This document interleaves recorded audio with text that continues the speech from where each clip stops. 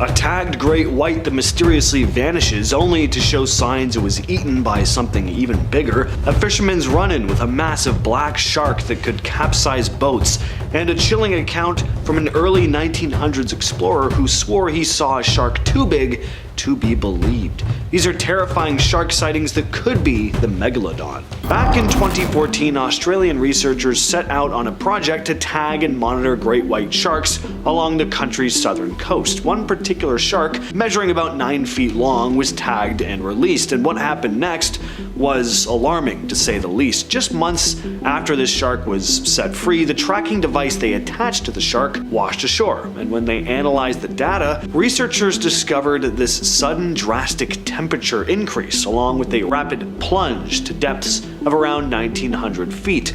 The sudden temperature shift and plunge seemed to show that the shark had been ingested by a larger predator, because the predator's body temperature would have, of course, been higher than the surrounding water. Again, this shark was 9 feet long, and you just don't usually think of great whites being eaten. So what had been big and bad enough to do this? Well, some scientists started to wonder if it was a much larger shark that also liked eating other sharks. Well, it turns out it's not unheard of. Great whites have been known to eat each other. We don't know for sure what attacked this poor shark, but what we do know is it must have been quite the monster. There's a legend about a creature lurking in the coastal waters of Baja California known as El Demonio Negro, or the Black Demon, described as an enormous black shark ranging anywhere from 20 to 60 feet long and almost all black. It's said to be incredibly aggressive, and according to some fishermen, the thing is strong enough to capsize boats. One of the most famous accounts came from a fisherman named Eric Mack in 2008. While sailing in the Sea of Cortez, Mack reported coming across this gigantic black shark that matched the descriptions of the Black Demon. He described the creature as having a towering tail fin that stuck 5 feet out of the water, which isn't something you see with any known shark species in the area. Zane Grey was an American author. He was also a hardcore big game fisherman who spent years chasing monsters in the ocean. In his 1931 book, Tales of Tahitian Waters, Grey talks about his fishing trips to the South Pacific in the late 20s and early 30s, and the stuff he saw out there is the kind of thing that still makes people wonder what's really lurking in the deep. He wrote about sharks that were easily over 50 feet long and marlins so massive they snapped lines like thread. He described hooking a marlin over 1,000 pounds only to have it torn apart by a giant shark as he tried to bring it to shore. Grey describes some of these sharks as unlike anything he'd seen before. Way too big, way too aggressive, not acting like your average great white or tiger shark. Some were so huge they couldn't even be brought close to the boat. While Grey never said Megalodon specifically, it's not hard to see why people today connect the dots. If anyone had a close brush with something prehistoric, it just might have been him. In April 1977, a Japanese fishing trawler called the Zio Maru was operating off the coast of New Zealand when the crew hauled up this bizarre decaying carcass from about 1,000 feet underwater. The thing was huge, about 33 feet long. The crew took measurements, photos, and even some samples before tossing the carcass back into the ocean because it was starting to rot and sink up the ship. The photos show, well, something. To a lot of folks, it looks like they'd caught a giant dinosaur. The discovery made headlines in Japan. Some scientists thought it was just a decomposed basking shark, since those can take on a similar appearance when their flesh starts breaking down. The jaw, gills, and fins rot off first, leaving that weird long neck look. But others weren't convinced and pointed to the creature's size and shape as being way off from a basking shark. To this day, people still argue about what the crew really pulled up. The official explanation leans toward the basking shark theory, but looking at these photos, it's not hard to see why some people still believe they dredged up a relic from the prehistoric past. The giant shark footage. This video shows a large ripple in the water as a large creature moves below the surface. Then the camera pans down to reveal an enormous shark cruising through the water. It's hard to believe how truly massive it is. The camera just keeps panning and panning across this massive shark body, effortlessly gliding through the water. What's nuts is that this shark creates such a powerful ripple in the water, and its fin isn't even poking out of the top. The ripple looks like it was caused by the boat, not a creature. Without seeing the shark at the end, that's probably what you'd think. Megalodon swims beside U-boats. This is a pretty dubious one, but it's got a really entertaining backstory, so I figured I'd include. Supposedly, this is a megalodon, or at least a very large shark, swimming alongside German U-boats. The image showed up in a very controversial documentary about the megalodon. The eerie image shows two U-boats navigating the waters off Cape Town, South Africa, with a massive fin rising above the surface nearby. And according to the claims, it's a colossal 64-foot creature, which would be on the higher end of the scale of a megalodon's length. Now, most experts have determined that this image is doctored, but if this photo were genuine and had somehow been hidden for decades, it would completely alter our understanding of marine life. The Mariana Trench Meg. This footage, shared by Deep Sea Oddities on YouTube, was recorded by a Japanese marine biology study about a mile underwater in the Mariana Trench. And holy, this may be the most frightening looking shark I've ever seen, probably. Not because of its size, although don't worry, that is very much a factor here, but its appearance. This thing looks like a zombie shark. It's an undead shark. And it gets so close to the camera too, like too close. Hard not to cringe a little as it gets up to the camera. The footage shows this shark moving toward a baited cage, and it really puts things into perspective. The creature just dwarfs it. It certainly doesn't look like it's been missing any meals.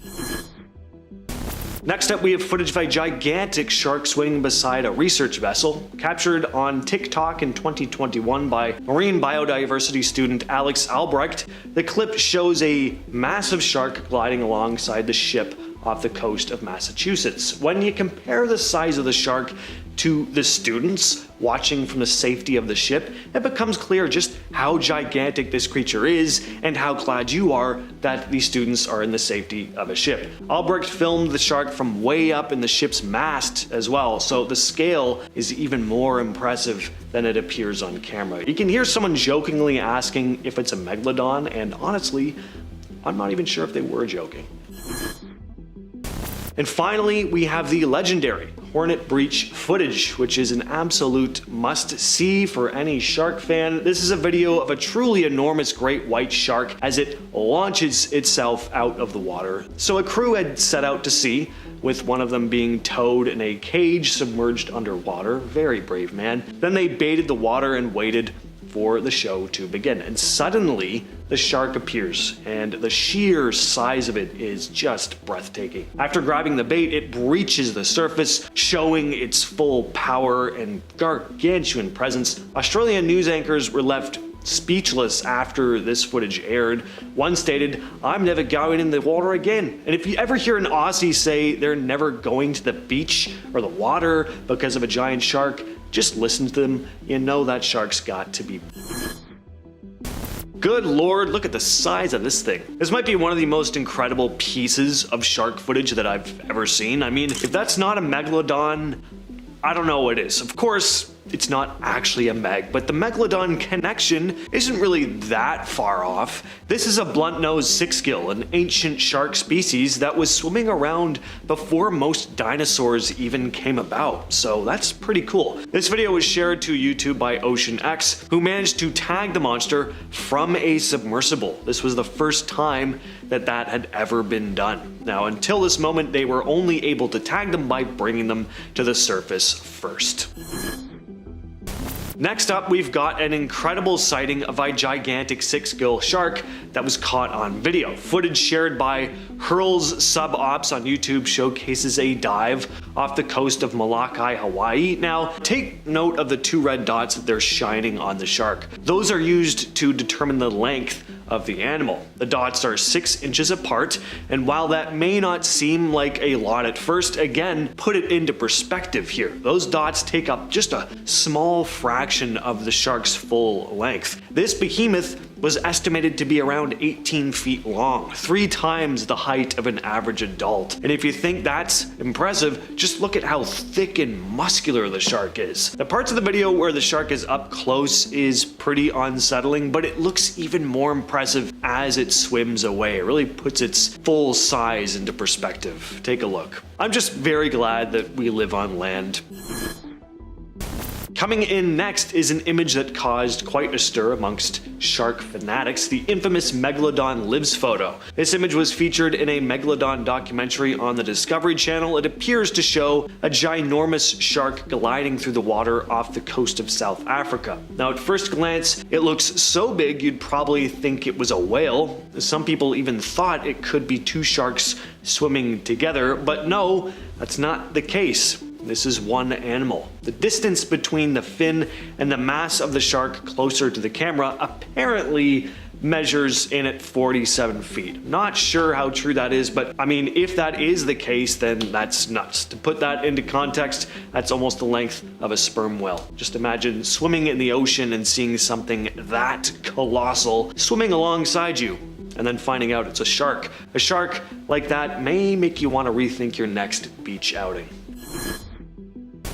Now let's talk about deep blue. Deep blue is considered one of the largest great white sharks ever recorded, measuring in at 20 feet and weighing over 4,400 pounds. Sounds like a terrifying beast of an animal, but as it turns out, this shark is a gentle giant of sorts, known for being very calm and friendly. To humans anyway. I'm sure the fish she eats don't feel the same way about her. In a now famous video captured off the coast of Mexico in 2014, Deep Blue is seen gracefully swimming near researchers in Hawaii, and it's a pretty breathtaking video. Watching this massive creature glide through the water is kind of mesmerizing. The footage went viral in 2015. What's even more amazing than Deep Blue herself is how chill the people in the cage are. And even crazier is a diver on top of the cage who just watches as this real-life Jaws monster swims right past his face. And he watches her like she's just a dolphin. It is worth noting again that Deep Blue has never been known to attack humans, but there's a first time for everything. Take a look at this beast. This is a rather famous photo of a creature dubbed the Albany shark. Just terrifying, especially because we have people right beside it to put it into perspective. They're a little further away from the camera than the shark is, but not by much. This shark could easily fit like 3 or 4 of those people in its mouth. Caught in 1975 by Colin Ossel, who was working for the fisheries department in Albany, this shark weighed in at a jaw-dropping 3,300 pounds. Ossel was no strange to shark fishing. He'd caught plenty of great whites before, but this one was obviously on a whole other level. Catching this thing was no easy task either, as you can imagine. Ossel used a wire snare to reel in the beast, and it took him about half an hour to get it out of the water. At one point, the shark was so strong it lifted the boat up out of the water at a nearly 15-degree angle. Now, why was he hunting the shark in the first place? Well, the goal was to thin out their population to help the local seal population grow. Speaking of massive-sized shark photos though, take a look at this one here. This jaw-dropping image was captured by a surfer during a competition near San Clemente during the San Onofre Surf Club's annual event. A massive great white shark showed up. Photographer Jordan Anist snapped the perfect shot just as a surfer rode a wave, completely oblivious to this massive monster shark breaching the water behind him. At first, Anist mistook the giant creature for a dolphin, thinking to himself like, damn, it's a big dolphin, and then proceeded to have a heart attack. He didn't. I would have though. Despite how terrifying this thing is, the shark does have a bit of a happy presence about it, doesn't it? It's the way the fins are turned up like someone just showed up with a cake. This footage came from a Japanese deep sea research mission, and it was shared online by a channel called Deep Sea Oddities. What they were doing was sending down a camera rig with a baited cage to study deep sea life around a mile underwater, which is already terrifying enough on its own. But then this thing shows up. It collides into frame and it just looks wrong. Like a shark, but not as well. It's almost got this decayed look to it. Almost like it shouldn't be alive, but somehow is. That's probably why a lot of people started calling it a zombie shark. And then it gets way too close to the camera, trying to decide whether it's food or not, I guess. You can actually see some gnarly features, like the way its jaw hangs or the roughness of the skin and those eyes. Oh, those eyes. This is how I imagine the black demon we talked about earlier looking. And yeah, based on the size of the bait cage, this thing was no lightweight. It's a big, solid predator. Some folks say it's a sleeper shark or some deep sea variant, which are known to look kind of bizarre sometimes, but others are convinced that it's something else entirely. Either way, it's a reminder that we've explored more of the moon than we have of our own ocean, and stuff like this kind of makes me okay with keeping it that way. Alright, so this one's a personal favorite, the USS Stein incident. If you've never heard of it, buckle up. This happened back in 1978. The Stein was a US Navy destroyer escort, out at sea floating along, and suddenly the sonar system freaks out. They head back to dock to check it out, and that's when things get really strange. They take a look at the sonar dome, the part of the ship under the waterline, right at the front, and it's just trashed.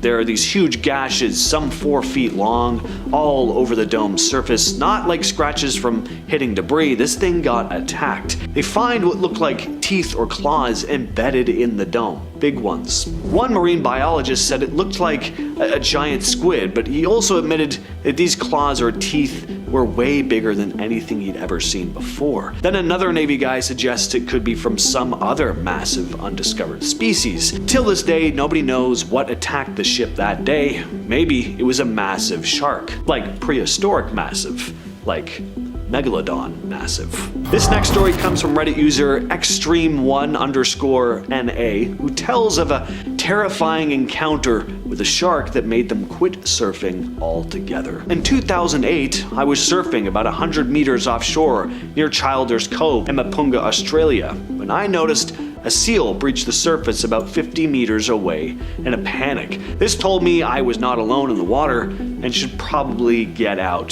ASAP. I immediately started to make my way towards shore when I spotted the shark's fin cruising past. It was a great white, I estimated to be between 3 to 4 meters long. I pulled my arms in and watched as it swam by, only a few feet under the surface. I didn't have much room on my board. I made it back to shore after a few minutes, slowly paddling with barely my fingertips in the water, and after I put my board on the roof of my car, I lit up a smoke to calm my nerves while watching the waves. The next thing you know, all hell breaks loose. The shark had grabbed a seal, and all I saw was red, foamy water and the shark going ape. This happened in approximately the same spot I'd seen the shark not 10 minutes before. Needless to say, I haven't gone out surfing since that close call. I understand it's always a risk in the ocean, but now I have a wife and 2 kids. I prefer to keep my feet on solid ground and spend my time fishing instead. In 2019, a group of divers off the coast of Oahu ran into something huge. They were out there to observe tiger sharks feeding on a whale carcass when a much bigger creature showed up, something so massive it made the tiger sharks look small. It was a female great white shark, later nicknamed Howley Girl, and she was estimated to be around 20 feet long and over 5,000 pounds, big even for a great white. We're talking about something in the same size range as the infamous Deep Blue here, one of the biggest great whites ever filmed. Howley Girl wasn't shy either. She came in close, really close. One diver, Ocean Ramsey, who has to have one of the most perfect names for a diver I've ever heard, even touched this shark. The shark just glided past like a submarine. It was covered in old scars, clearly a veteran of the deep ocean, and what made this encounter even more amazing though was how rare it is to see a great white of this size in Hawaiian waters. Most of them stick to cooler areas, so this was kinda out of the ordinary. This photo alone is enough to give you pause. The thing that makes the image so unsettling is the people standing just a few feet away from it. It's not like there's some tiny kids. These are fully grown adults, and the shark still dwarfs them. You could line up a few of them end to end and still have room to spare in that mouth. This image was captured in 1975, and the guy behind the catch was Colin Oslo, who worked with the Fisheries Department in Albany, Western Australia. He was part of a government program to reduce shark numbers to help grow the local seal population. The plan wasn't exactly subtle, but it was effective. What nobody expected though was for this thing to show up. This shark came in at around 3,300 pounds. Oslo had to use a heavy-duty wire snare, and even with that, The fight took about 30 minutes. At one point, the shark thrashed so hard it lifted the front of the boat clean out of the water, like a scene from Jaws. Starting off at our number 10 spot, we have the Mexican sea note. A couple of years ago, in the city of Madeira, which is located in Mexico, researchers found the teeth of several species of shark, some of which, of course, belonged to our fave, the Megalodon. It is believed that this city was once underwater many years ago, and this discovery, of course, only bolstered that theory. There were teeth found from 3 different species of shark, and there were also vertebrae that may have belonged to an extinct animal species, and even fossilized human bones were found, which makes it clear that there is quite a rich history in this area. This discovery actually came after a photographer was looking at the wall of a cave and noticed something strange. This strange looking thing ended up being a tooth that once belonged to a saw shark. Hopefully, with further analysis of the area, we can find more about what once called that place home and where that fits in the history and timeline of our planet. In our number 9 spot today, we have the South Carolina discovery. Back in 2020, a woman was walking the beach in South Carolina when she spotted a gray chunk sticking out of the sand. She suddenly realized that this was a tooth, and it was a lot larger than any she had seen before. She ended up taking a video as she found the tooth, which she ended up posting to Facebook, and according to her, the tooth was about 5.75 inches and weighed about 15.9 ounces. The area where she found the tooth was a coastal one in South Carolina, which was once the sea floor millions of years ago. The mud in the area is said to be quite the hotspot for finding ancient Megalodon teeth and other incredible treasures. After the find, the woman was rightfully shocked, saying, quote, "The tooth is just incredible, and it's mind-boggling that we now have a fossil on our mantle that is 3 to 5 million years old. Just wild." I mean, can we blame her? Not even the age, but how it's the fossil of the largest marine predator of all time. Pretty dang cool to say the least. In our number 8 spot today, we have the seashell hunt. Back in July of 2019, a man was out walking with his family and their dog on the shores of Ocean Isle Beach when he saw something sticking out of the sand. You likely already know where I'm going with this. It is no surprise, this was an almost 6-inch tooth that once belonged to a Megalodon. The tooth itself, of course, is impressive, but so was the striking black root seen on the end. The family was apparently in the midst of searching for seashells, which is what led them to the tooth in the first place. In the low tide, they could only see the black root, but thankfully they took the time to flip it over,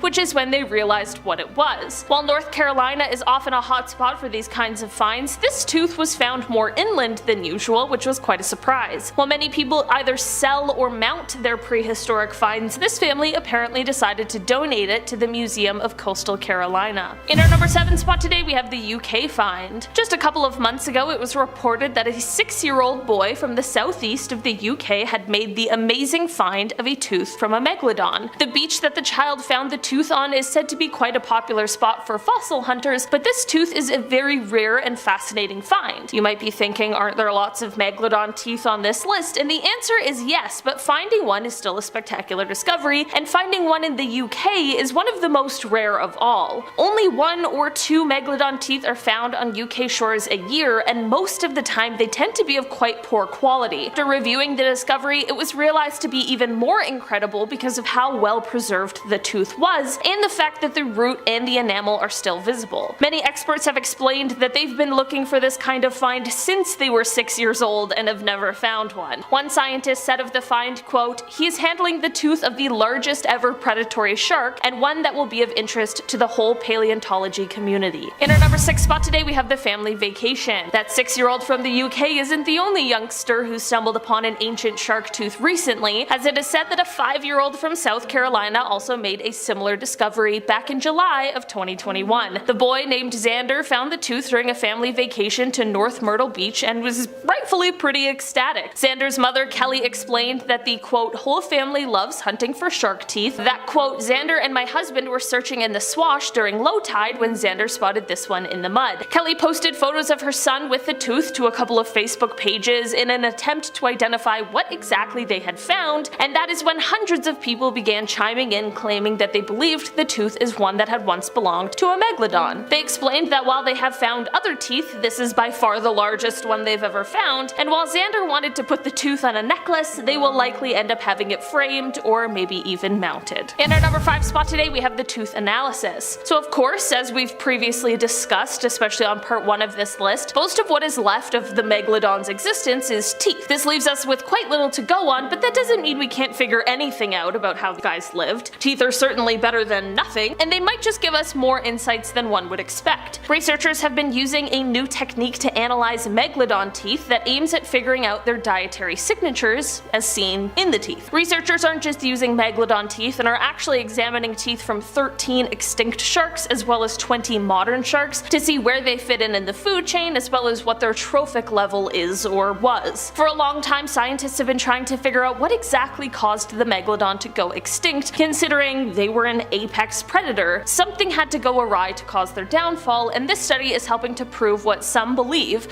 which is that their disappearance was caused by food competition. Researchers are looking at the presence of different isotopes of zinc that are preserved in the tooth enamel. This can help them to determine what kind of animal matter that different species of sharks ate, which in turn allows them to figure out which sharks that lived at the same time ate similar types of food and which didn't. So far, the research has led experts to believe that the Megalodon might have had some pretty stiff competition for food with another shark species at the same time, and this might be what led to their downfall. In our number 4 spot today, we have Bone Valley. The Bone Valley region of Florida is known for their Megalodon teeth, some of which have some pretty striking colors. While this was once a hotspot for finding the remains of the prehistoric shark, the teeth are now getting hard to come by as access to nearly all of the mines and phosphate pits where the teeth were found has been closed off. Many of the teeth found here were on the smaller side and are said to have once belonged to juveniles of this species. This is exactly why it is thought that this area was once a nursery for the Megalodons, which is super cool. Typically when found, Megalodon teeth have a gray coloring to them, but some in this region have been more white colored or yellow. In our number 3 spot today, we have nurseries. Speaking of Megalodon nurseries, there has been research into identifying these types of places specifically, and it is looking like there are 5 potential ones that have been found, and they include ones in the Atlantic, Caribbean, and Pacific basins where fossils have been located that range in age from 16 million to 3 million years. According to the study, quote, "Our analysis supports the presence of 5 potential nurseries ranging from the Middle Miocene to the Pliocene with higher densities of individuals with estimated body length within the typical range of neonates and young juveniles." It goes on to say, quote, "These results reveal for the first time that nursery areas were commonly used by O. megalodon over large temporal and spatial scales,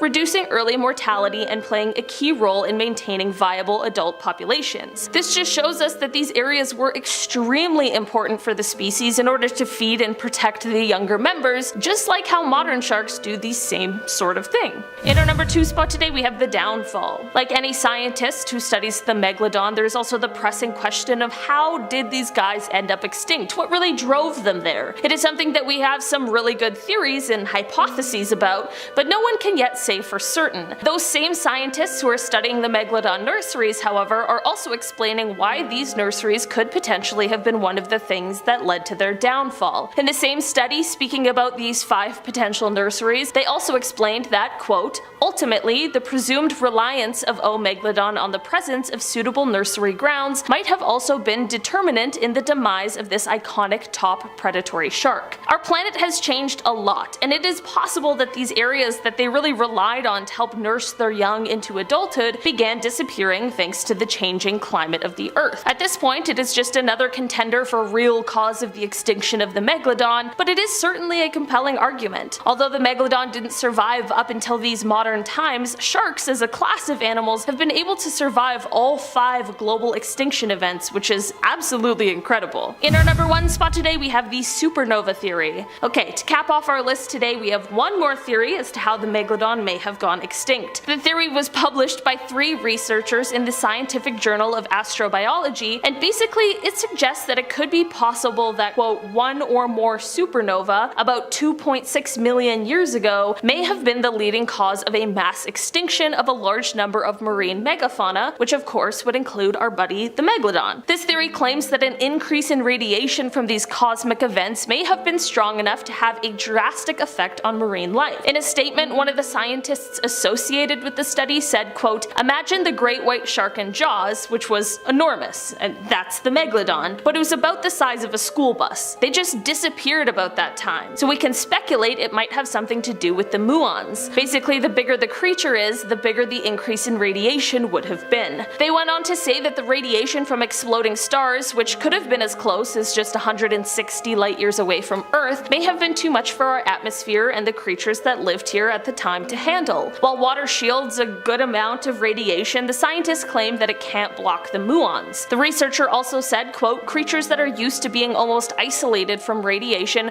would suddenly get a whole lot. They would be unlikely to have as good of a defense against radiation as land creatures would. And that's the end.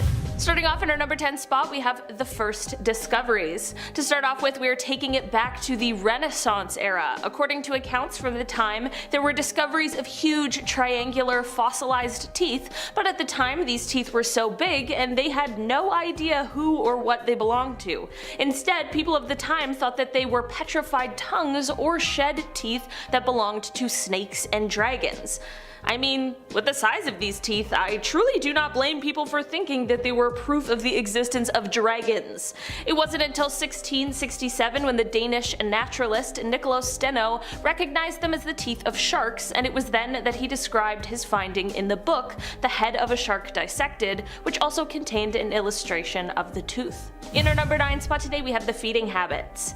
While it's hard to learn much about the habits of a creature that has been extinct for as long as the Megalodon has, there are different and really interesting clues we can use to determine some of the things that were once a complete mystery to us, and one of those things has to do with their feeding habits. Of course, a creature that is slated to be as large as the Meg is going to need a lot of fuel. It's gonna need a big meal, and what better large meal lives in the ocean than a whale? That's right, one of our current largest creatures was a Megalodon delicacy. You may be wondering how we were able to figure this out, and that relates back to the finding of fossilized whale bones.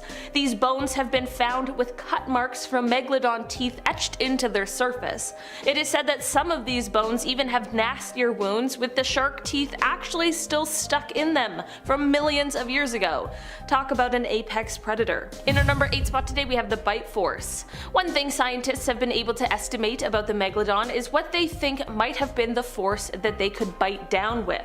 So to set the stage, we of course need something to go on, unless you're already an expert in bite forces.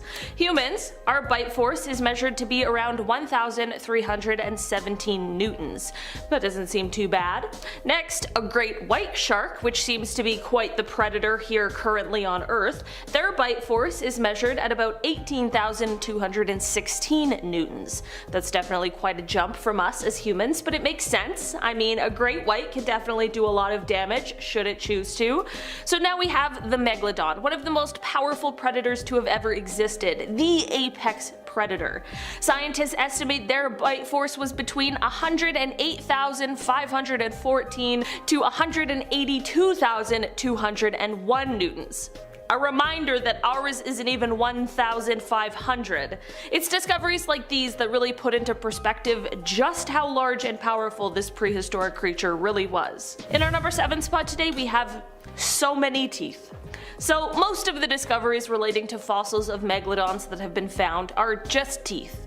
There's so many teeth, and so little of really anything else that has been found. And that of course begs the question as to why? Well, apparently part of this is because sharks continuously produce teeth throughout their entire lives, and depending on what they eat, they often lose their teeth. Like, apparently it's so common that they go through thousands of teeth in their lifetime. Maybe I'm new to the shark game, but I had no idea. But of course, this means that shark teeth are constantly raining down to the sea floor, only to later be discovered, and in the case of megalodons, only to become a fossil first. The other half of why the teeth are so common is because teeth are the hardest part of a shark's skeleton. Sharks' bodies are made from a softer cartilage rather than bone, sort of like the stuff that our nose and ears are made of. This means that the chances of these things surviving all of these millions of years are slim to none. In our number 6 spot today, we have a fossil. Like I mentioned previously, it's hard to find any remains or fossils of megalodons other than teeth. Most of these remains have been lost to time, but that is exactly what makes this discovery so fascinating. A fossil found in Peru a few years ago is said to not only have been the discovery of a full set of teeth, but also a brain case and a small string of vertebrae, which is a very rare find. Aside from just being a relic from a time long past, this fossil could give us immeasurable insights into what these creatures looked like, like, more so than we know now, and it may even be able to uncover some of the secrets that remain hidden in the past. In our number 5 spot today we have their appearance. From when the existence of megalodons was first discovered up until quite recently, people believed that these sharks looked basically like a ginormous great white shark. Like most of us have seen Jaws, think of that shark. Or the 2018 classic The Meg. That's what people assumed they looked like. Turns out, based on what we now know, that's really not the case. These sharks would have had a much shorter nose than a great white, like a sort of flattened and squished one. It also would have had longer, like extra long pectoral fins, because when you're that big, you need all of the support you can get to navigate through the water. We thought that megalodons would look like great whites because we thought that they were related, but as it turns out, that isn't true. Megalodons actually come from a different lineage of sharks, and sadly, they were the last member of the lineage. In our number 4 spot today we have ancestors. Speaking of the life and lineage of megalodons, let's take a look back at what we know about their ancestors. The oldest definitive ancestor of the Meg is a 55 million year old shark called Otodus obliquus. These sharks grew to be about 9 meters or 30 feet long. This of course isn't where things stop though. The evolutionary history of this shark goes back to another ancestor called Cretalamna, which lived about 105 million years ago. This means that the lineage of the megalodon spans over 100 million years. That's wild. This is part of how they found out that megs and great whites weren't actually as closely related as once thought. Through more fossils that have been found, they've been able to trace this lineage, and in fact it is now believed that ancestors of great white sharks and the megalodon probably lived at the same time, and they were likely in competition with each other. Safe to say it would have been a pretty terrifying time to live in the ocean. In our number 3 spot today we have a cosmopolitan. One of the things that helps us to know that the megalodon existed relates back to how widespread they once were on Earth. It is said that this species was adapted to warm tropical and subtropical waters, but that means that they could be found basically on every continent except Antarctica, and we have found the teeth to prove it. Apparently the places where most have been found include the east coast of North America, and definitely in the bottom of saltwater creeks and rivers in places like North Carolina, South Carolina, and Florida. They are also said to be a common find for divers off of the coast of Morocco and in certain parts of Australia. They're even sometimes found in the UK, but this is definitely more of a rare sighting there. This is all to say that this proves to us that this was a species that was clearly thriving during their time here on Earth. It can be hard to imagine these prehistoric creatures, but in the history of our planet, they really aren't that long gone. In our number 2 spot today we have rings. One of the best preserved and most complete megalodon fossils or specimens finds its home in the Royal Belgian Institute of Natural Sciences Conservatories in Brussels. This includes a collection of 150 vertebrae that were found in the 19th century Antwerp, Belgium. When they were discovered, they weren't completely strung together, but they were found in the same layer of rock in the same location, which would make it fair to deduce that they likely came from the same animal. Using 3 of these vertebrae, researchers were able to find out the age and roughly the size of the shark when it passed away millions of years ago. They were able to do this because apparently on shark vertebrae they have sort of rings, like trees do. Like you can count the rings of a tree, and you can apparently do that for a shark as well, which will give you an estimate on their age. On this specific specimen they counted 46 circles in the vertebrae, which put the shark at roughly 46 years of age. This would have been quite young for a megalodon since they are said to have lived to be about 88 to 100 years old. Having this age estimate allowed them to also estimate the potential size of this megalodon, which they said was around 9.2 meters or roughly 30 feet. In our number 1 spot today we have Bye Bye Megalodon. To cap off this list today, it only seems fair that we talk about what happened to the megalodon. If they were these huge, powerful apex predators, how did they die off, especially when other shark species have seemed to survive? We know that the megalodon was extinct by the Pliocene, which was 2.6 million years ago, and was when the Earth entered a phase of cooling. We of course can't know exactly the moment the last megalodon died, but right now it is believed that it it may have been about 3.6 million years ago. The cooling of the planet is likely the biggest contributor to the demise of the Meg. I mentioned before that they preferred warm tropical waters, and a drop in those temperatures would totally throw off the habitat that they once called home. This significant habitat loss, coupled with the likelihood of their favorite prey either also going extinct or adapting to cooler waters and moving where the sharks couldn't go, truly is a recipe for disaster for the good old Megalodon. Another big contributing factor relates to when they gave birth, which is thought to have happened close to the shore, which would provide a cozy, shallow nursery for their young that was free from predators like large whales. This is all fine and dandy until ice begins to form at the poles and the sea levels dropped, which means that the safe place where they once went to have their pups was now destroyed as well. Scientists believe that up to a third of large marine animals, which includes 43% of turtles and 35% of seabirds, became extinct as a result of the cooling temperatures seen millions of years ago. This affected and significantly dropped the number of organisms at the bottom of the food chain, which ends up being a huge problem for our giant apex predators. Starting off at our number 10 spot, we have Leviathan. If you're unfamiliar, this is a now extinct genus of macroraptorial sperm whale. It is believed that they could weigh around 100,000 pounds and reach up to 57 feet in length, and it's thought that their size is what helped repel other predators while also helping them become the predator themselves. The Leviathan also had enormous teeth that reached over a foot in length, which is what gave them the title of largest bite of any tetrapod. In our number 9 spot today, we have the Kronosaurus. This Cretaceous marine reptile is one that had an elongated head, a short neck, and a stiff body that was propelled by not just one, but two sets of fins that helped propel it through the water and through strong currents in order to capture whatever prey it was after. These guys were somewhere around 30 to 40 feet in length, and they had many long, sharp, conical teeth, with some of them also being enlarged to be fangs. So yeah, I mean, what more could you want in a terrifying sea creature? Along with the fossils found of these guys, experts have been able to determine some of the stuff they ate, and it includes turtles as well as other pliosauruses, which these guys are a part of that genus, meaning they basically ate their family. In our number 8 spot today, we have the colossal squid. Got a lot of prehistoric creatures on this list today, but for this one we are taking a dive into our modern ocean. The colossal squid is a creature that is not to be confused with the giant squid, which is similar but slightly smaller. These guys live in the darkest, coldest depths surrounding the waters of Antarctica. This creature lives up to his name as it reaches an average of 46 feet in size and weighs around 500 kilograms, with the females being the largest of the species. They also have large tentacles equipped with suckers that have little razor hooks on them to better latch onto its prey, so let's hope it's not you. Its diet mainly consists of large fish, such as the 7-foot Patagonian toothfish, and small ones, and some even consume their own kind. But they've also been known to try and consume larger prey,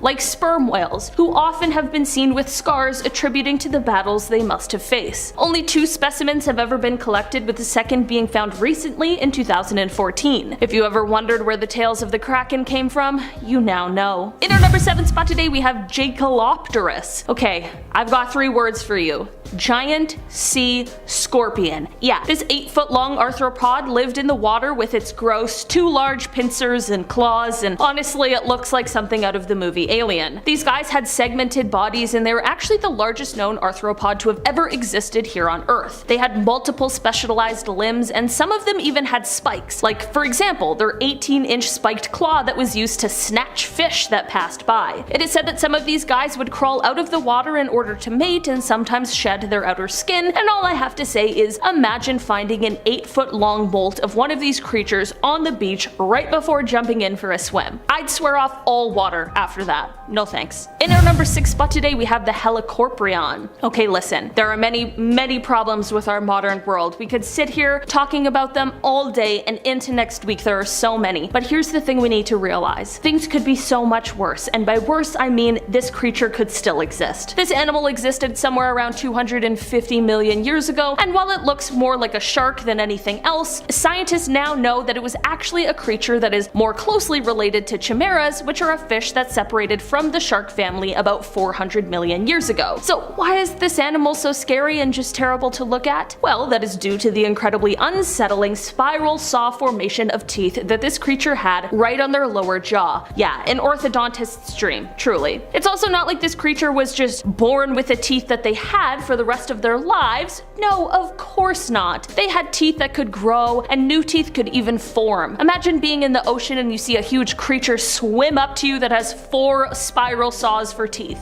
Yeah. No thanks. In our number 5 spot today, we have the Mosasaurus. During the Cretaceous period, which spanned about 145.5 to 65.5 million years ago, there was this genus of reptiles called Mosasaurus. These guys were absolutely huge aquatic reptiles that roamed throughout the waterways here on Earth. Because of their size, they became apex predators during this time and have been estimated to have grown to be about 56 feet. At the time of their existence, it isn't exactly likely that they would have encountered any sharks that are alarmingly large like the Megalodon was, but I mean, the Cretaceous period certainly had some other massive creatures that put up some pretty stiff competition. This is, of course, like I mentioned, an entire genus, so there are definitely some less threatening species in the mix, but there are some in there who would have given the Meg a run for their money should they have existed at the same time. In our number 4 spot today, we have the big fin squid. Okay, the squids that live in our oceans are terrifying. There's no other way to put it. The big fin squid is not often seen, and thank goodness for that, because they are so unbelievably freaky. They can be found in many different oceans, but they live in the permanently dark zone of the ocean, around 1,219 meters or 4,000 feet deep in the sea. On November 11, 2007, as an ROV was searching around the deep dark waters in the Gulf of Mexico, it was able to catch one of these guys on film. While there is still a ton that remains a mystery about these elusive creatures, it is believed that they can grow to be around 23 feet long or over 7 meters. The real creepy stance that these guys have is when they hold their really long appendages perpendicular to their body, which creates a sort of elbow look. In our number 3 spot today, we have the Plesiosaurus. These guys are a prehistoric creature that was massive and grew to be about 43 feet long. They had these super long necks that basically took up half of their body, and even though they were so massive, they had no trouble moving efficiently through the water. These creatures had 4 flippers, so our best guess as to how they swam would be sort of like a penguin. Their front limbs did most of the work, while the back ones kind of did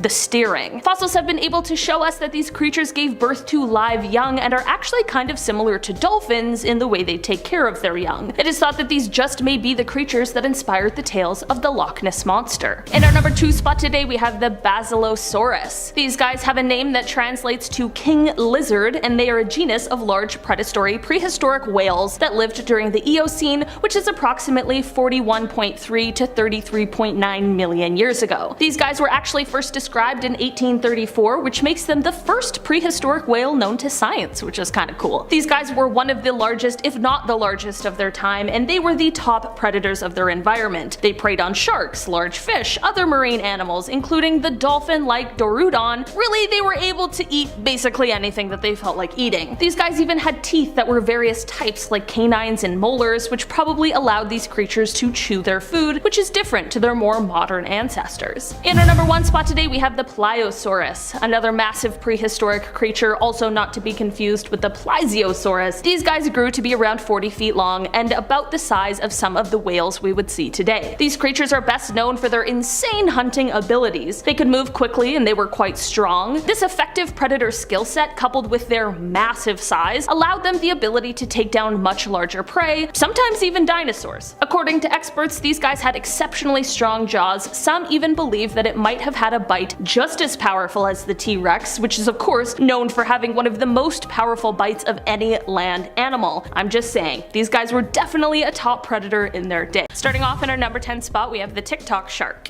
In May of last year, someone on TikTok called Alex Albrecht, who is a marine biodiversity student as well as a musician, shared a video on the app that had people seriously shocked. The TikTok shows a massive shark lurking around the ship that Alex was on, which is said to have just been off of the coast of Massachusetts at the time. The ship was full of research students when this massive shark made its appearance, many of which either screamed or had some sort of expletive to say in response. Another TikTok user asked in the comments if the shark in the video is a Megalodon, considering how absolutely huge this thing was. Was this an actual Megalodon? Likely not, but hey, I'm not the marine life student here, so who am I to say? In our number 9 spot today, we have the cray fisherman. David Stead is an Australian naturalist, and in his book titled Sharks and Rays of the Australian Seas, he details an encounter with a shark that some have taken to believe is the legendary Megalodon herself. Apparently this incident happened in 1981 to a group of cray fishermen that David spoke with. These fishermen were absolutely terrified of a shark they saw in their fishing grounds, which were just off of Broughton Island. They were so scared, in fact, that they refused to return to the fishing spot for days. All the men agreed that the shark was monstrous and that it was most definitely a shark, not a whale. The men explained that they had never seen a shark of that size before, and considering how they were all seasoned fishermen who had all had their fair share of encounters with sharks, whales, and all of the terrifying things that the ocean has to offer, how frightened they were really did leave quite the impression. In our number 8 spot today, we have 2 specimens. This story comes from all the way back in 1869 when an Irish scientist headed out on an expedition to Seychelles. It is said that he went there to study fish, but man, he was not prepared for the specimens he would go on to study. It is said that he found one that was over 15 meters, which is already a whopping almost 50 feet, but the other one really took the cake. The second specimen it is said that he found was alleged to have been 23 meters long, which is a massive 75 feet. Since this was so long ago, there wasn't any official documentation of it, but if there had been, the second one would hold the record for being the largest ever recorded. That is absolutely wild. Seeing it is one thing, but imagine being able to actually study it. In our number 7 spot today, we have the sailors. This gigantic shark sighting is said to have taken place in the 1960s just off of the edge of Australia's Great Barrier Reef. According to author B.C. Cartmel in his book Let's Go Fossil Shark Tooth Hunting, the sailors involved in this sighting initially refused to talk about it because of the fear of being teased for being afraid of what they had seen.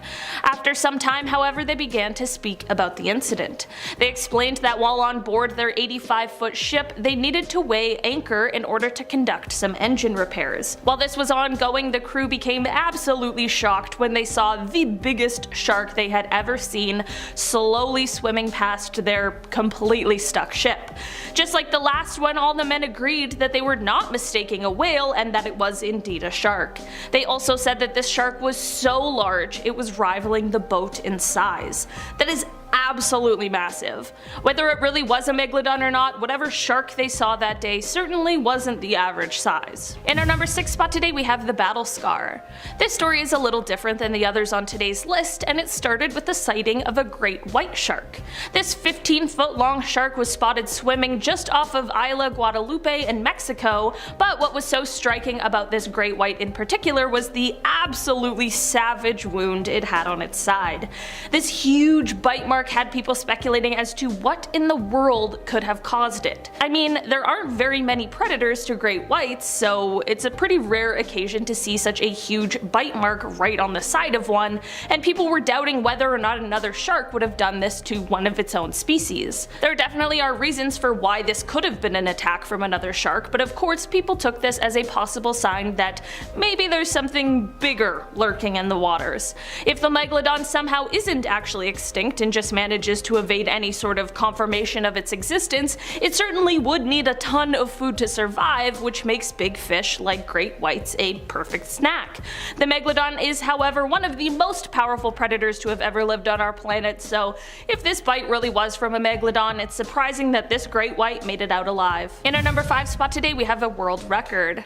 Basking sharks are known for being one of the largest fish in the ocean, and that is exactly why the largest one ever recorded was definitely something to write home about. In 1851, in the Bay of Fundy, which sits between New Brunswick and Nova Scotia here in Canada, a basking shark was caught in a herring net. This shark was measured to be at least 40 feet long, which is astoundingly large, and it certainly confused those who had caught it at first. I can imagine that they likely also thought that they had some kind of living fossil caught up in their net, but nope, instead they just set a new world record. In our number 4 spot today, we have the demon.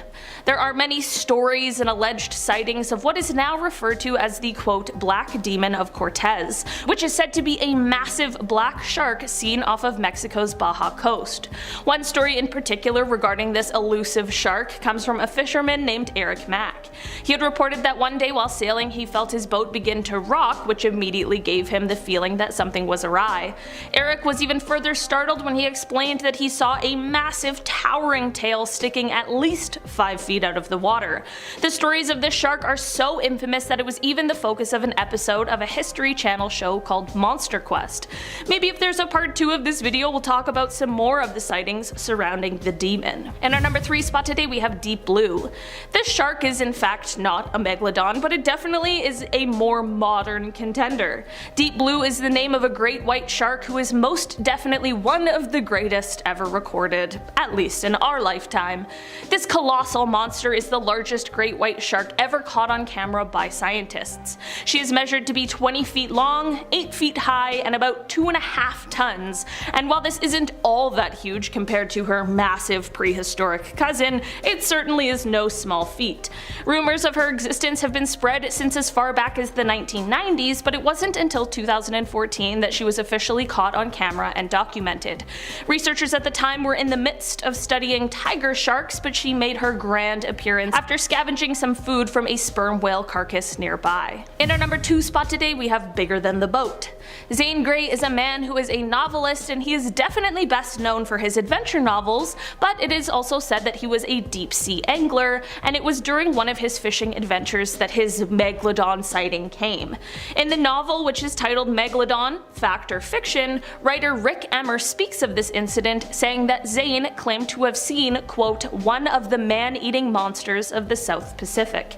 It is said that whatever kind of shark he saw, it was a shark that was much longer than his boat, which was somewhere from 30 to 40 feet.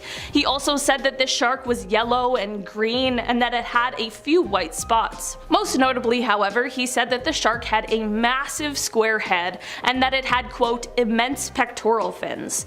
This is all to say that whether he saw a Megalodon or not, whatever he saw was not just a harmless great white shark. What do you guys think? Perhaps a Megalodon sighting, or just one of the tall, exciting tales told by Mr. Grey? In our number 1 spot today we have the Mariana Trench sighting. A few years ago a video began circulating the internet and it shows a gigantic shark scouring the seafloor. People online quickly put a story to the video saying that allegedly this is a Megalodon that was caught on camera at the bottom of the Mariana Trench. The creature is seen swimming over top of what is apparently an abandoned shark cage, and the video seems to be enough to have convinced many people. The video certainly is compelling, and whatever we see is most definitely terrifying to look at, but with my very limited knowledge of anything that lives in the sea, it's tough to say anything further.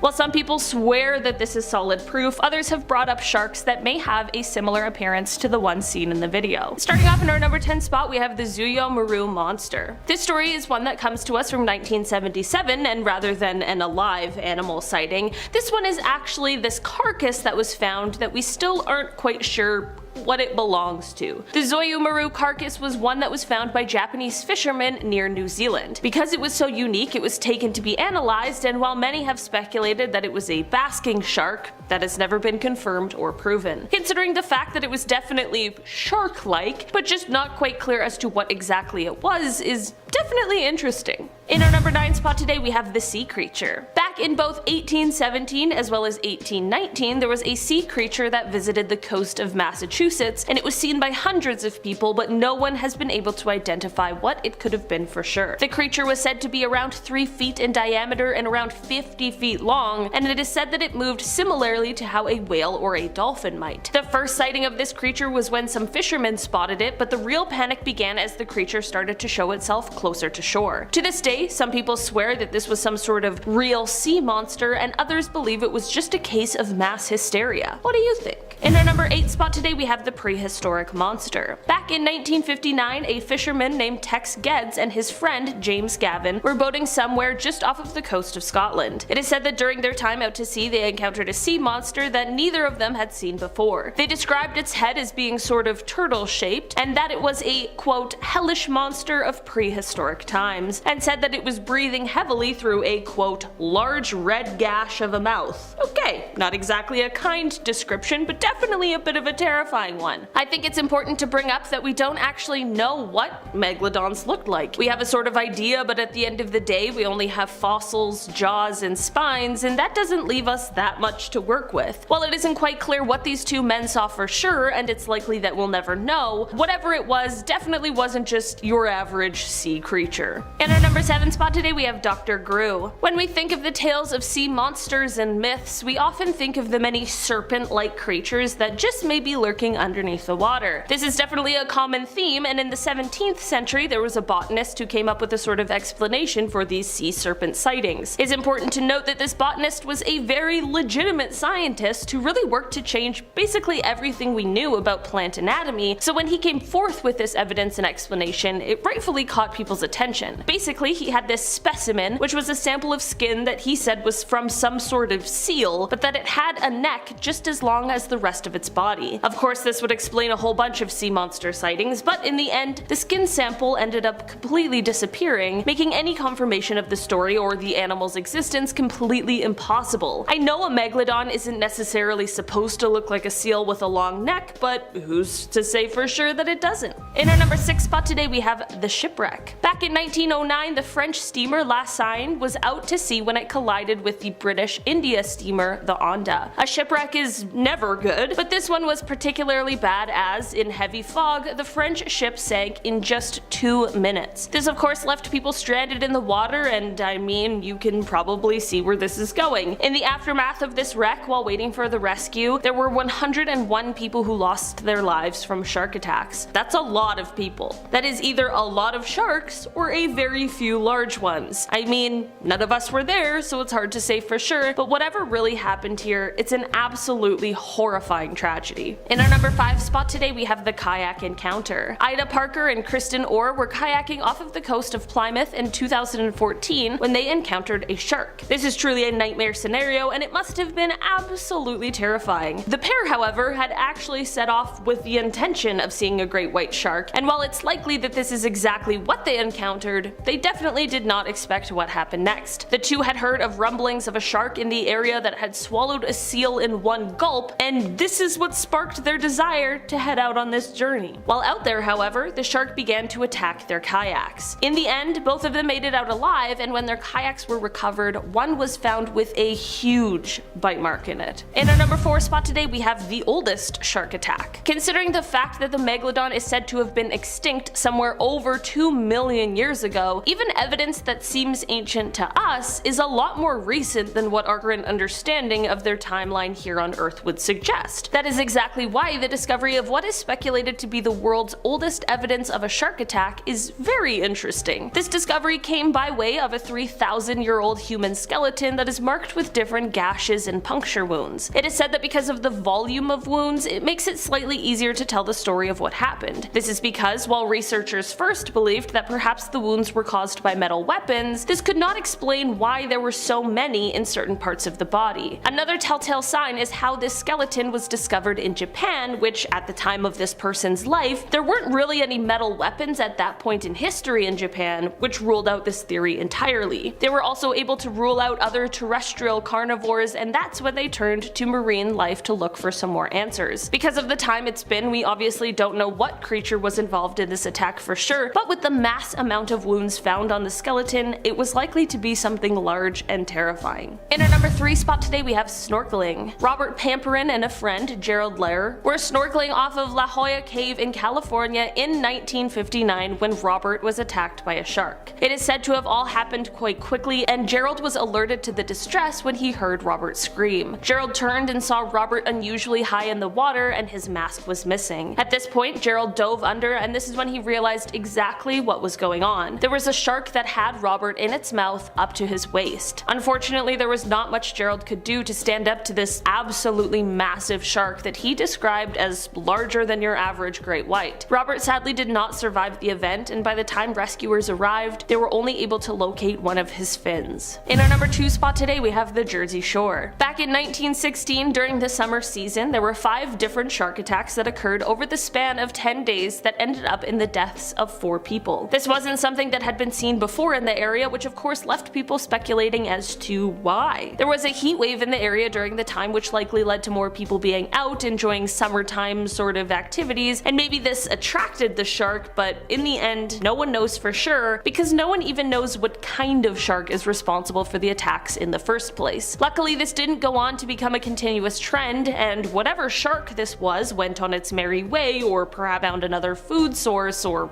whatever, but this series of attacks definitely kept the public on edge for the weeks and months surrounding. In our number 1 spot today, we have the USS Indianapolis. This is a story that has been considered the worst shark attack in history, which is definitely a horrific thing to think about. In 1945, the USS Indianapolis was an unescorted US warship that was sailing in the Pacific when it was struck by a Japanese torpedo. This had no problem tearing the ship in two, which meant that 900 sailors were now floating in the ocean waiting for rescue.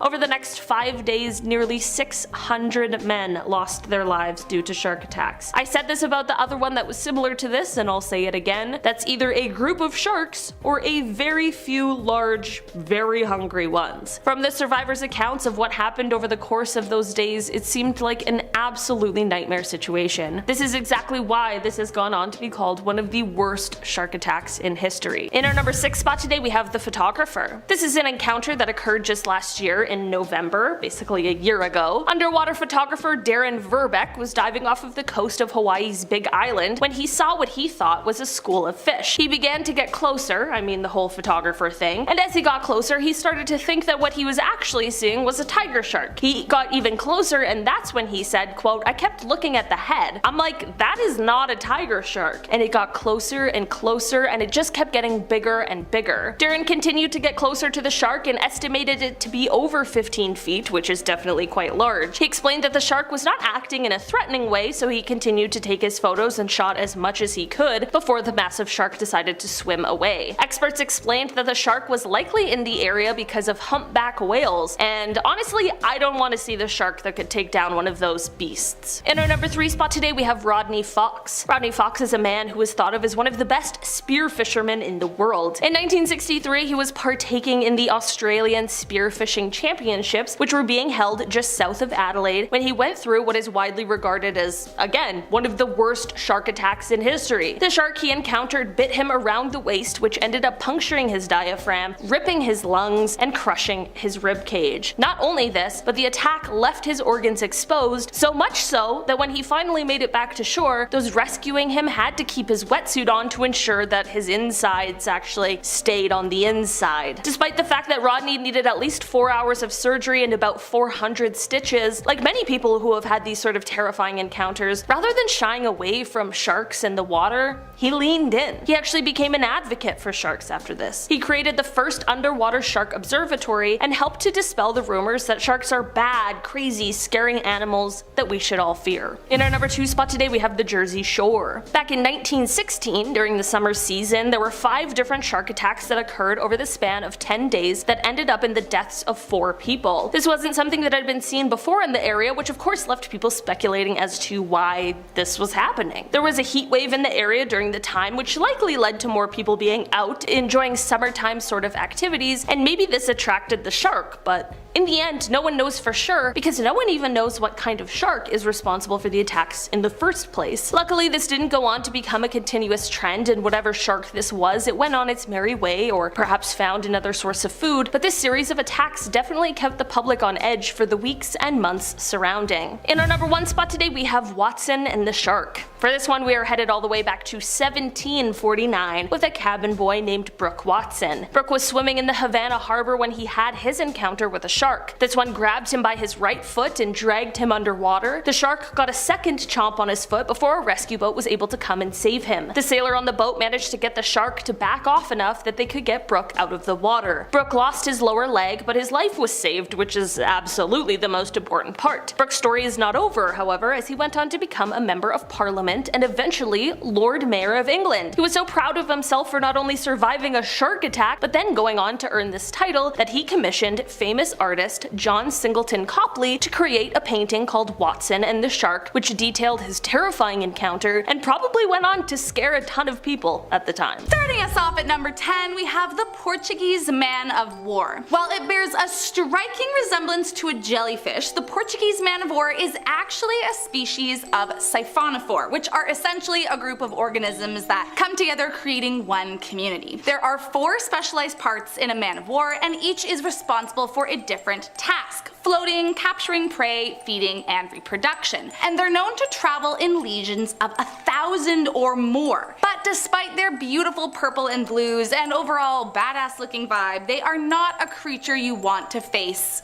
if you can help it. Their tentacles grow an average of about 30 feet in length, although some have been recorded as long as 100 feet. And of course, it is their tentacles that pose the big threat. Their long tendrils contain stinging nematocysts, which are tiny little capsules loaded with barbed tubes that deliver venom capable of paralyzing and killing fish. Now, luckily, it is rare that people die from its sting, but still, it will be sure to cover you in painful welts that will last days on the skin, and in some cases the venom travels to the lymph nodes, making the victim feel like they're having an allergic reaction and actively suffocating. So while it's rare to actually die, any encounter with them will leave you feeling as if death is just around the corner. Number 9.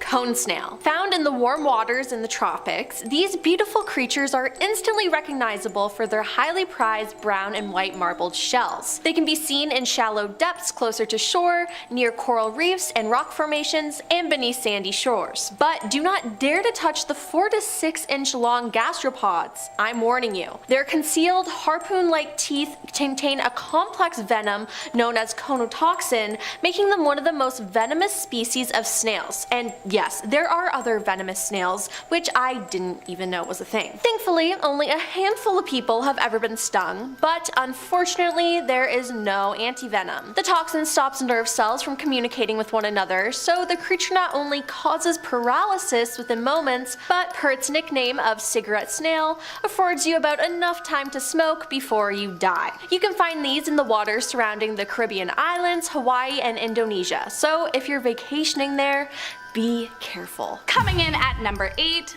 the box jellyfish. To date, there are 51 different species of box jellyfish that have been discovered, and while there are some species you might be safe from, there are others that can quite literally take your life. The box jellyfish possesses one of the most venomous stings in the animal kingdom, and the bigger they get, the more they need to be feared. Unlike many other venomous animals, the box jelly doesn't just release its venom on anything that threatens it. It actually reacts to a chemical on the skin before releasing its death-inducing poison, so as not to waste it on inanimate objects. In Australia, researchers have recorded 64 deaths by the dangerous creature, but even if it doesn't take your life, the sting can cause lasting health effects on the victim's immune system, as well as leave them covered in burning welts, blisters, and bleeding lesions from where it touched you. Some Australian swimmers and divers have resorted to wearing pantyhose in the water so that even if they do come into contact with the terrifying creature, the venom won't be released as their tentacles won't sense the reactive skin chemical. But even so, I will be taking further protection and not going near them to begin with. Number 7. Brazilian wandering spider. Okay, spiders in general are creepy, but this one,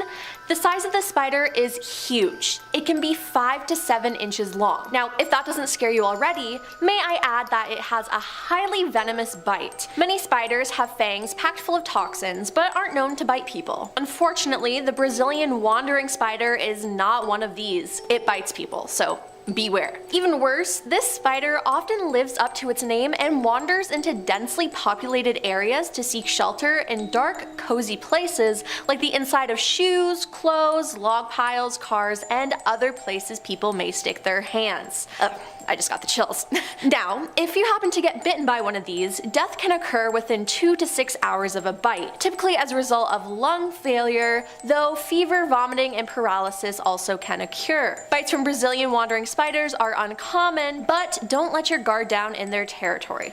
just in case. Next up at number 6, giant spitting cobra. Found in the eastern and northeastern parts of Africa, the giant spitting cobra is exactly what it sounds like. These big old death snakes can measure up to 9 feet, and some have been known to possess enough venom to kill 15 people. The venom is released from the fangs located in the top jaw, and if threatened, the snake wastes no time spitting its venom at the attacker, sometimes reaching as far as 8 feet away. What's even scarier is their ability to release venom for hours without running out. The giant cobras tend to aim for the victim's eyes, as their venom can cause permanent blindness, but no matter where they get you, you can be in trouble. Their venom has a strong necrotizing effect, which means it can kill the tissue around the wound and cause the flesh to begin decomposition. Many survivors of spitting cobra attacks are disfigured from where the venom met their skin, and even when patients are administered with anti-venom,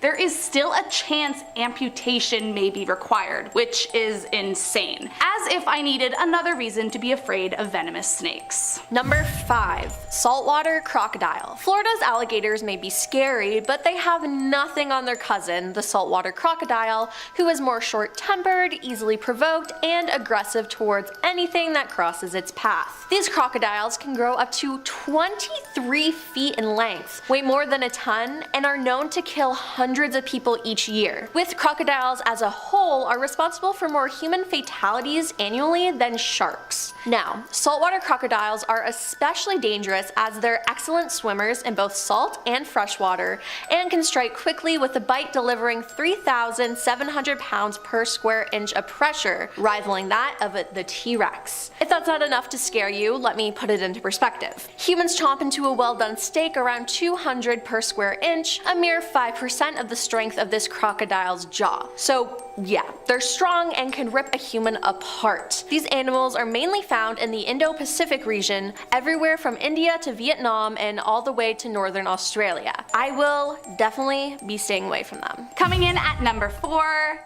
hippos. They might not be some unsuspecting creature with a venomous bite, but that doesn't mean they aren't one of the scariest things you could ever come into contact with. The hippopotamus, found in select corners of Africa, kills around 500 people a year. For reference, just 11 people reportedly died from shark-related incidents in 2021. Now, the hippo is not interested in eating you. They are largely herbivores that eat about 80 pounds in grass a day, although they will sometimes feast on a carcass every now and then. Their only reason to attack you is to defend their territory, and male hippos take that more seriously than maybe anything else in the world. Most commonly, hippos will attack people on boats, launching themselves onto the vessel and capsizing it before snapping your body like a twig with their powerful jaws. But even walking too close to their designated river could be the end of you. Known to even be territorial of the land surrounding their body of water, sometimes up to 550 yards away, if they spot anyone that they deem a threat, they will bolt their huge bodies at 20 miles per hour until you are, well, no longer a problem, let's just say. So while there are a lot of animals to be afraid of catching at a bad time, the hippo is definitely near the top. Number 3. Pufferfish. Everyone thinks these are so cute, but they can be very dangerous, so don't touch one. Pufferfish, also known as blowfish, are located in tropical seas around the globe. They're the second most poisonous vertebrae on the planet, and they're arguably more dangerous as their neurotoxin is found in the fish's skin, muscle tissue, liver, kidneys, and gonads. Now, some people like eating pufferfish, so all of that must be avoided when preparing the creature for human consumption. While wild encounters are certainly dangerous, the risk of death from a pufferfish increases when eating it in countries like Japan, where it's considered a delicacy known as fugu and can only be prepared by trained, licensed chefs. Even then, accidental deaths from ingestion occur several times each year. The neurotoxin is up to 1,200 times more poisonous than that of cyanide and can cause deadening of the tongue and lips, dizziness, vomiting, arrhythmia, difficulty breathing, muscle paralysis, and if left untreated, death. So yeah, I'd suggest not eating one. Better safe than sorry. Coming in at number 2, the blue-ringed octopus. Don't let the adorable tininess of this cute little polka-dotted fella fool you. The blue-ringed octopus can kill you, and it will do so faster than you can imagine. Native to the Pacific Ocean, the tiny creature is found in the soft, sandy bottom of tide pools and coral reefs. Now, usually they keep to themselves, hiding out in crevices or shells, but if you catch them outside their hiding spot, do yourself a favor and get as far away as you can. When threatened, the bright blue rings appear, and anything that gets too close will be bitten. Their venom is 1,000 times more powerful than cyanide, and these tiny little death traps pack enough to kill roughly 26 humans in a matter of minutes. First, the venom blocks nerve signals in the body, causing your muscles to go completely numb, while a wave of nausea and blindness overcomes the body. Ultimately, all of your muscles are paralyzed, including those required to breathe, and so the victim will die from a lack of oxygen. To date, there is no known antidote, although if it's caught early enough, you can sometimes be saved by artificial respiration. To make them even scarier, their deadly bite is usually painless, so most don't know they've even been attacked until it's too late. Thankfully, the blue-ringed octopus won't go out of its way to harm you, so just leave them alone and you will live to see another day. And coming in at number 1 is golden poisonous dart frog. From the name, you know this frog is poisonous. It doesn't look scary, it's a bright yellow frog, but don't be fooled. Despite its small size, this frog is likely the most poisonous animal on the planet. It has enough venom in its body to kill 10 adults. Its toxins are located on its skin, so just touching it is dangerous. These frogs are actually very important to the local indigenous cultures in Colombia's rainforest. The frog is the main source of the poison in darts used by the natives to hunt their food. They carefully expose the frog to the heart of a fire, and the frog exudes small amounts of poisonous fluid. The tip of the arrows and darts are soaked in the fluid and remain deadly for 2 years or longer. Scientists are unsure how the golden poisonous dart frog gets its venom, as scientific studies show that if the frog does not eat its usual diet of Colombian plants and insects, it does not have venom. While an encounter with this animal can be terrifying, scientists have also found it very useful. So, to conclude, don't touch this frog. The colossal squid is a creature that is not to be confused with the giant squid, which is similar but slightly smaller. These guys live in the darkest, coldest depths surrounding the waters of Antarctica. This creature lives up to its name as it reaches an average of 46 feet in size, and it weighs around 500 kilograms, with the females being the largest of the species. They also have large tentacles equipped with suckers that have little razor hooks on them to better latch onto its prey, so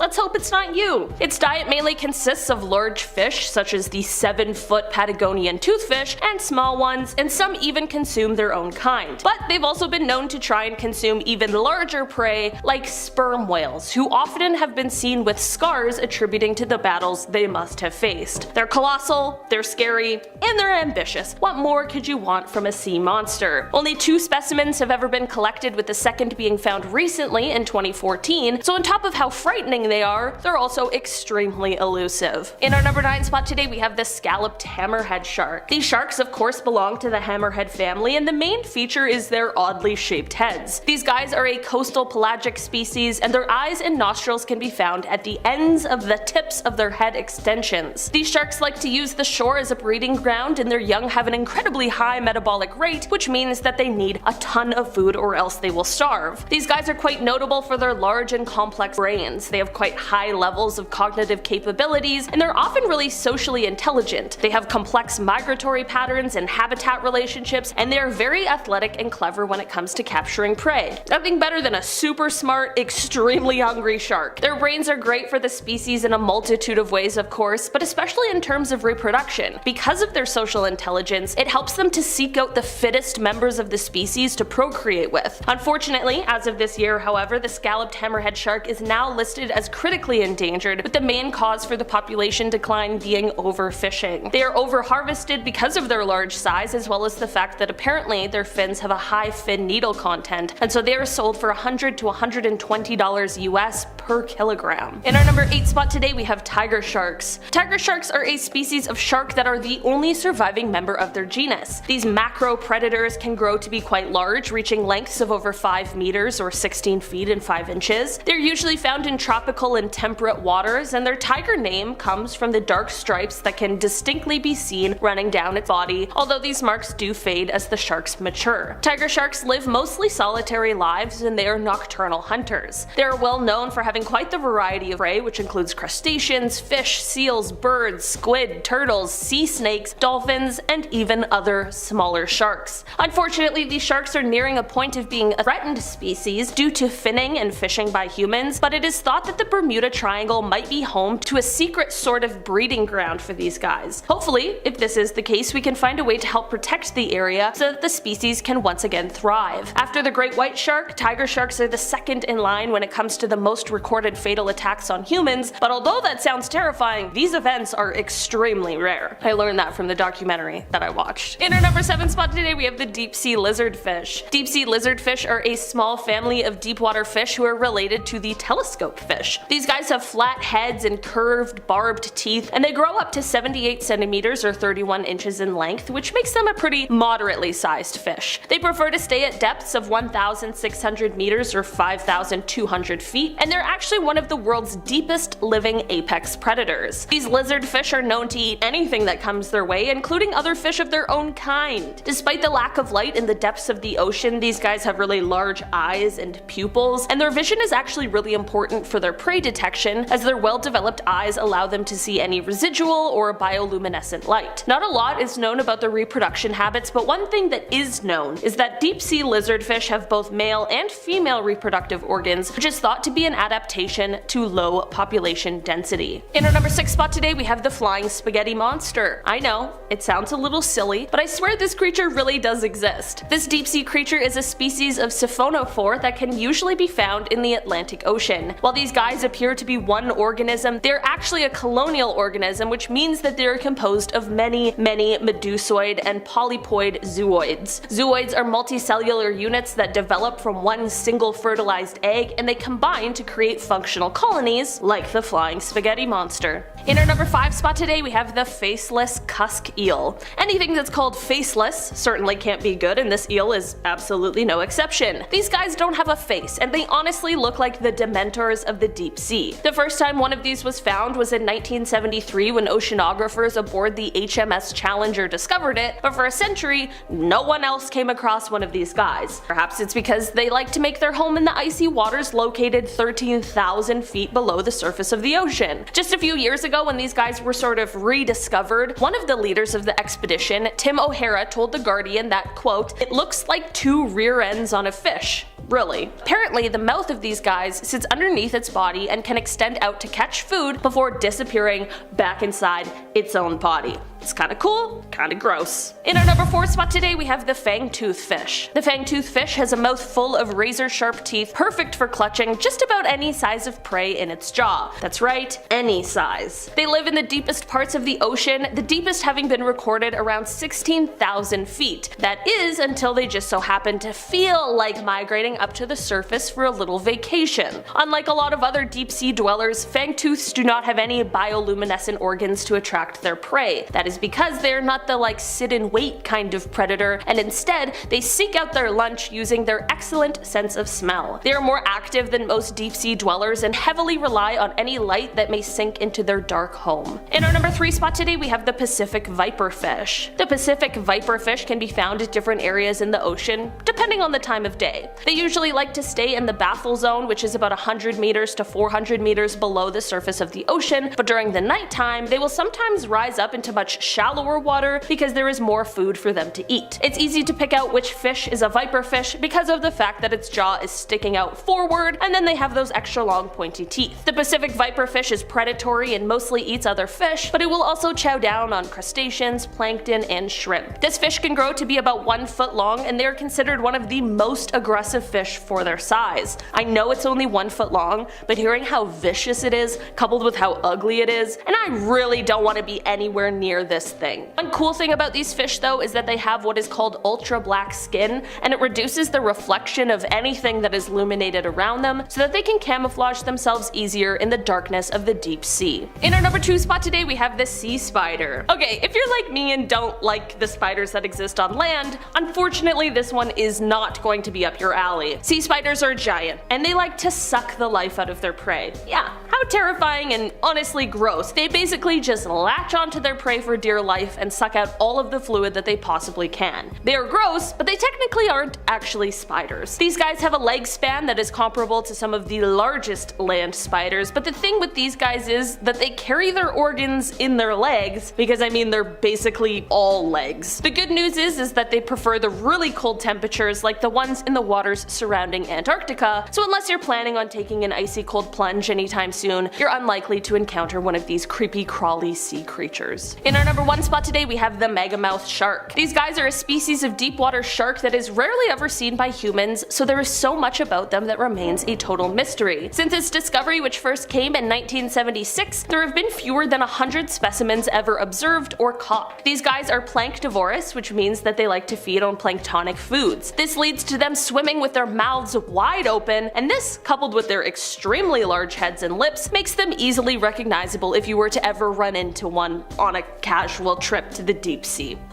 Starting off in our number 10 spot we have the photographer. This is an encounter that occurred just last year in November. Underwater photographer Darren Verbeck was diving off of the coast of Hawaii's Big Island when he saw what he thought was a school of fish. He began to get closer, I mean the whole photographer thing, and as he got closer he started to think that what he was actually seeing was a tiger shark. He continued to get closer, and that's when he said, quote, "I just kept looking at the head. I'm like, that is not a tiger shark." And it got closer and closer, and it just kept getting bigger and bigger and bigger. Darren continued to get closer to the shark and estimated it to be over 15 feet, which is definitely quite large. He explained that the shark was not acting in a threatening way, so he continued to take his photos and shot as much as he could before the massive shark decided to swim away. Experts explained that the shark was likely in the area because of humpback whales, and honestly, I do not want to see the shark that could take down one of those beasts. In our number 9 spot today we have Todd Endress. Todd Endress is actually a man who was attacked by the same shark 3 different times on August 28th, 2007. Todd was near Marina State Park in California when the attacks occurred. The first one didn't do too much damage, but the second one was certainly much worse. He would later go on to say, spoiler alert, he survived these attacks, he would later go on to say that during this second attack, the shark skinned his back, quote, like a banana peel. Okay, Mario Kart just turned into Nightmare on Elm Street. With the third attack, the shark attempted to eat his leg, which was still attached to his body, and this is when his kind of unlikely savior came in. It was actually a group of dolphins that decided to surround Todd, which provided enough of a distraction that he was able to ride a wave back to shore. It is definitely possible that the shark could have, and it may have, eaten one of those rescue dolphins should it choose to. Once Todd was back on shore, despite having lost half of his blood, his friends were able to help him until rescue arrived, and from there, just 6 weeks later, he was back in the water. Sadly, Todd ended up losing his life in September of 2016 from a car crash, but it's important to note that after his attack, before his untimely death, he made it clear he held no grudge against his shark attacker. He said, quote, "We're in his realm, not the other way around." In our number 8 spot today we have the J-Bay event finals. This shark attack is from 2015 and is one that happened on live TV, but thankfully it turned out much better than it could have. During the finals of the J-Bay event, which again was being broadcast live around the world, a shark got himself a little in over his head when he decided to try and take a bite out of 3-time world surfing champion Mick Fanning. Mick reacted a lot more bravely than I would have and started to fight back against the shark. While this was going on, another pro surfer, Julian Wilson, paddled towards the shark in order to try and help. In the end, the safety teams came out as quickly as possible to rescue the surfers and a photographer who was also out on the water, and everyone was fine, albeit probably a little shaken up. Fights broke out on the internet over whether this was a shark attack or a shark encounter, and I mean, all that really matters is the humans and the shark are all safe at the end of the day. In our number 7 spot today we have the strange environment. This is a shark encounter that, I'll be honest, it isn't a Megalodon, but it is one that is so strange it might just show that maybe we don't really have all the answers to ocean mysteries. Scientists were really surprised and confused when they found hammerhead and silver milky sharks swimming near an underwater volcano in the South Pacific. This is because the waters around there would be extremely hot, and they would also be really acidic. This is an extreme environment for marine life, and while some species would thrive in this environment, sharks aren't really on that list,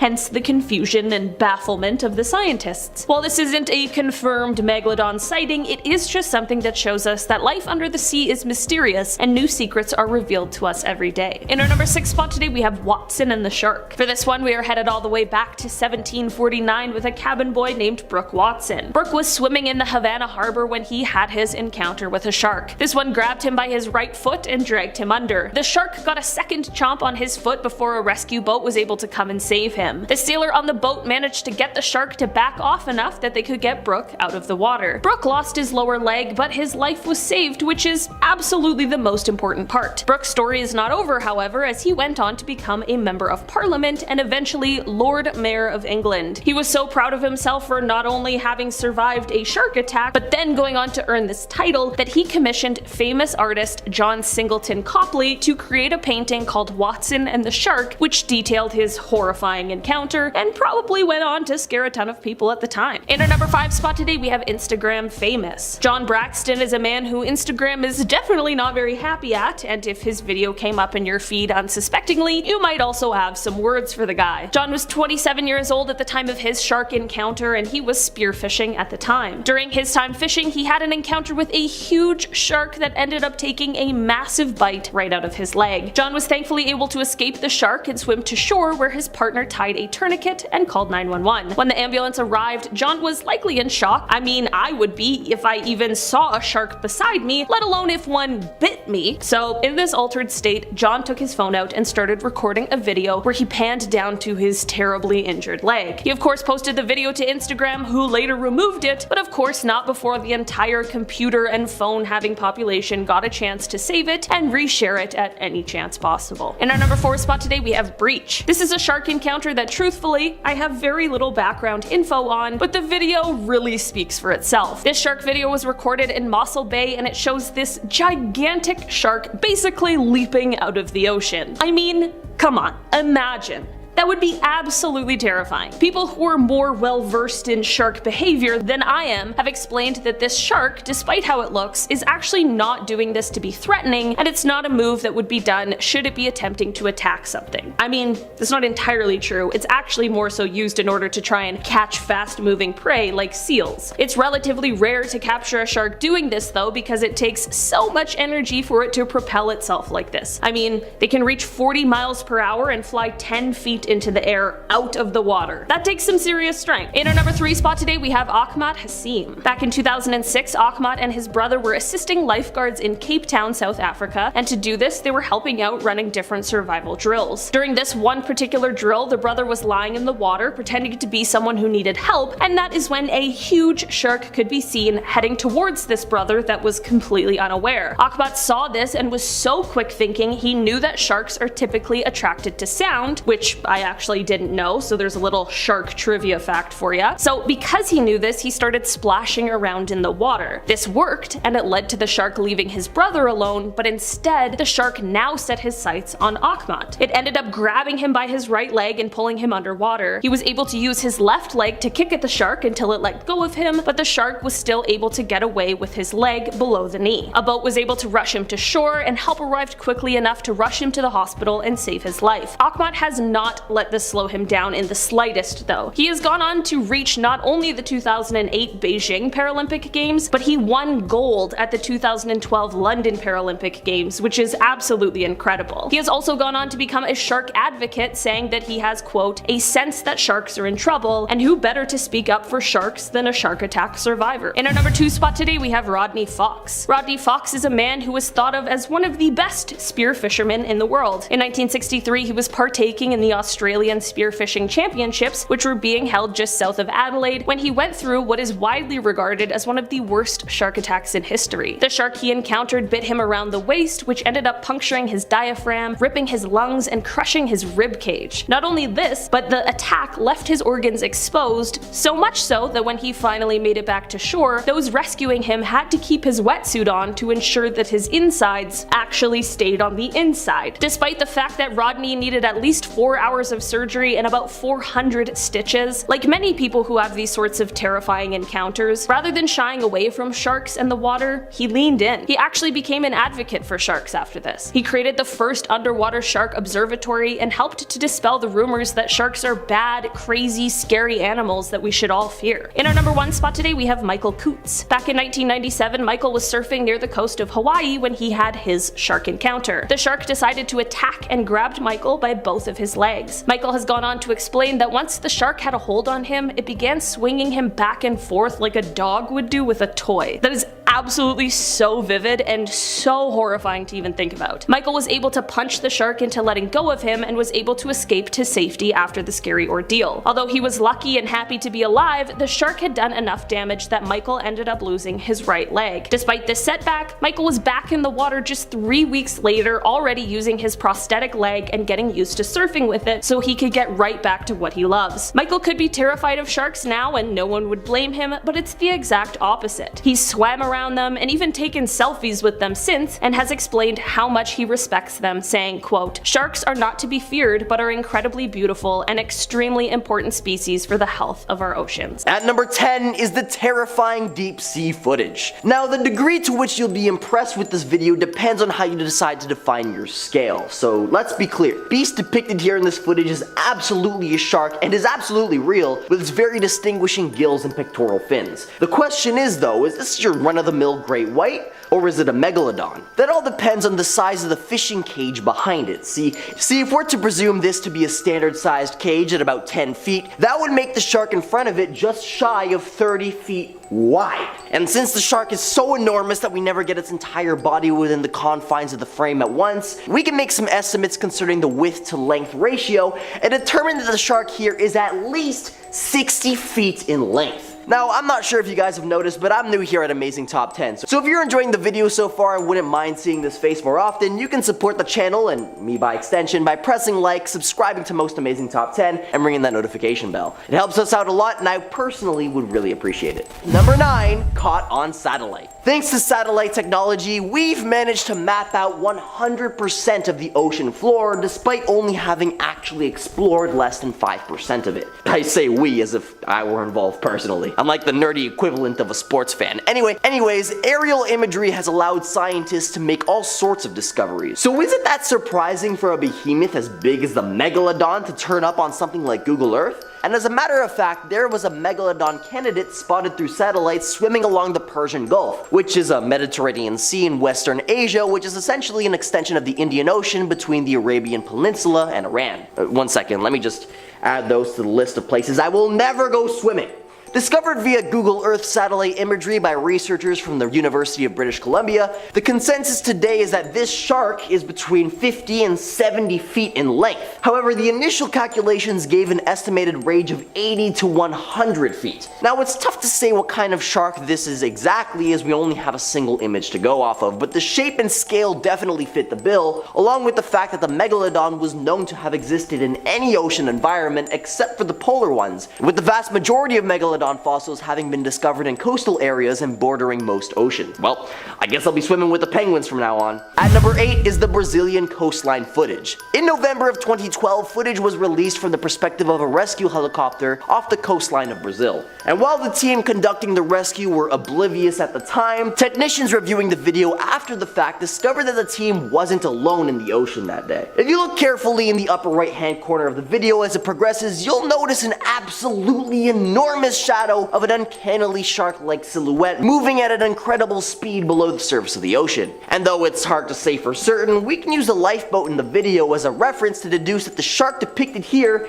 is at least 60 feet long. At number 7 is the drone footage. Now, while this video isn't associated with any particular reputable research institute or anything like that, it's certainly among the most impressive Megalodon videos I've ever seen on account of the sheer size, clarity of the thing depicted. The video begins with a bird's eye view of a group of 3 children with boogie boards swimming in the ocean. Remember boogie boards? I still have mine. Not that I'll ever be using it again. So the kid on the orange boogie board furthest to the right notices the shadow of something enormous swimming beneath them. The video replays, giving us a wider zoomed out perspective where the the absolutely gargantuan shark is revealed in full. Using the boogie boards as reference, it's estimated that this Goliath clocks in at roughly 95 feet long. And if that's truly the case, then this sighting quite possibly depicts evidence of the largest shark ever discovered. Yeah, no, absolutely not. No, thank you. Now, some have tried to call this thing a basking shark or a whale shark on account of its size, but you don't need a degree in marine biology to rule those out. Whale sharks are coated in distinct white spots, whereas basking sharks distinguish themselves with their wide heads, something that whale sharks are also known for. But this shark here ain't got no spots, and its head shape is more in line with that of a great white. So what do you guys think? Let me know down in the comments. At number 6 is the Mexican black demon. There's a tale that beckons us from the waters of the Sea of Cortez, a realm nestled between the Baja California Peninsula and Mexico's mainland. It's a place where reality blurs with the unknown, as this area is home to some of the strangest and most diverse range of aquatic giants. Welcome to the domain of the Mexican black demon, a name that sends shivers down to the spines of even the most weathered seafarers. Picture this,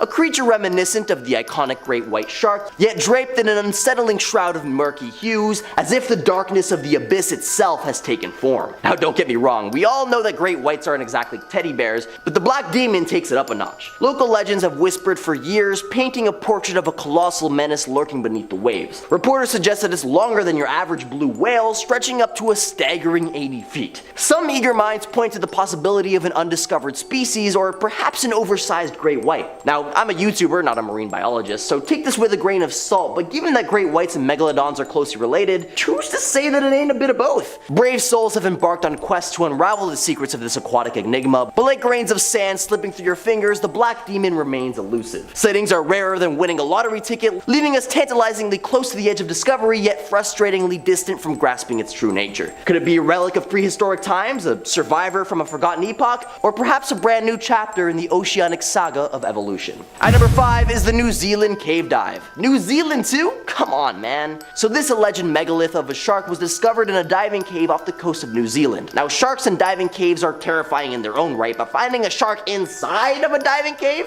But this ain't just any run-of-the-mill cave-dwelling shark, as the recovered photo depicts what looks to be an insanely massive shark with the vast majority of its body extending beyond the frame. Now, admittedly, it's a bit hard to see how any shark, let alone a freaking megalodon, could fit within the confines of a dive cave. At number 4 is the coelacanth. For those of you who still doubt the modern existence of a sea creature said to have gone extinct millions of years ago, allow me to introduce you to the coelacanth. This unique bottom-dwelling fish with lengths reaching upwards of 6 feet and weights exceeding 200 pounds belonged to an ancient lineage dating back to 360 million years ago. Boasting an impressive size and a lifespan comparable to that of a megalodon, at least 60 years, this enormous fish was thought to have gone extinct over 65 million years ago, and yet it was discovered alive and well as early as 1938. So given the sheer scale of the ocean, along with the fact that Megalodon was thought to have gone extinct much more recently, only 3.5 million years ago compared to 65, it may only be a matter of time before the Megalodon is rediscovered in the modern age. One can only hope not. At number 3, the Megalodon attack in Cape Town rips a boat in half. Alright, I'll be honest with you. Admittedly, the next 3 entries are a bit of a cop-out, but they're super intriguing nonetheless. You see, during Shark Week, the Discovery Channel decided to air a mockumentary series about the definitive existence of the Megalodon in the modern age, titled The Monster Shark Lives. But the Discovery Channel failed to include any sort of disclaimer that what was depicted in the film was actually all fake. As a matter of fact, the Discovery Channel casted actors as professionals in marine biology, and all the events in the film were presented as actually being real, leading this quote-unquote educational show to becoming the most viewed Shark Week show to date, generating countless clips that would go on to be perceived as factual to this very day. One such clip depicts the found footage of passengers on a fishing boat, and after some time a thunderous boom can be heard, followed by the sounds of muffled screams and rushing water, accompanied by imagery of the boat being flooded as it flips upside down. The initial story was that a whale had breached over the top of the boat. Upon further investigation of the wreckage by a diving team, they discovered that the boat had been chomped in half. There were no survivors, and the bodies of the fishermen were never found. Well, I'm sure the actors are fine. At number 2, a whale is bitten in half. Our second clip from the Monster Shark Lives docuseries opens with the paid actor, marine biologist Colin Drake, going after some handheld video footage that looks really HD for a homemade movie shot in 2009. As the father and son enjoy some fishing off the coast, they spot what looks to be the remains of a beached whale, only the entire lower half of the whale appears to have been bitten clean off. Well, imagine a battle of the titans, a colossal whale grappling with the behemoth of a megalodon. A battle of epic proportions, a dance of primal forces that leaves us on the edges of our seats, but alas, this tale took a somber turn. In this watery arena, victory belongs to the megalodon. Its massive jaws close around the portion of the whale's tail, a painful reminder of the harsh reality of nature's unforgiving hierarchy. And at number 1 is the oil rig video. Sometimes the most unexpected observers can uncover the most remarkable secrets. You might think that the vast expanse of the ocean is constantly under surveillance by the vigilant gaze of scientists, government officials, and marine experts, right? Well, in this case, according to what I already described as the very reputable Discovery Channel, it was actually an 8-year-old prodigy from Chile who discovered something truly out of the ordinary beneath the waves. Now, for context, let's quickly go over ocean surveillance. You see, scientists and government agencies have studied the ocean floor with high-tech cameras at key locations, giving us a glimpse into the mysterious world beneath the surface. We're talking about a network of underwater cameras nestled around scientific sites and oil rigs, some of which have live feeds accessible to anyone with a curious itch. So back to our young Chilean protagonist. This sharp-eyed kid was casually monitoring one of these live feeds when he suddenly stumbled upon a sight that sent shivers down marine experts' spines. Behold, a shadowy fin of disastrous proportions cutting through the water with an almost prehistoric elegance. Now, the experts, being the skeptics that they are, were quick to assert that there's currently no concrete proof of the legendary Megalodon prowling our modern-day oceans. Yet, the fin they encountered on camera was massive. Cue the synchronized video feeds and the math wizards doing their thing. By comparing angles and distances, they sized up this enigmatic creature, revealing an astonishing estimation, a staggering 62 feet in length, give or take. Now that's longer than a school bus, my friends. Now it's just too bad that this sighting was confirmed exclusively by the scientists at the Discovery Channel.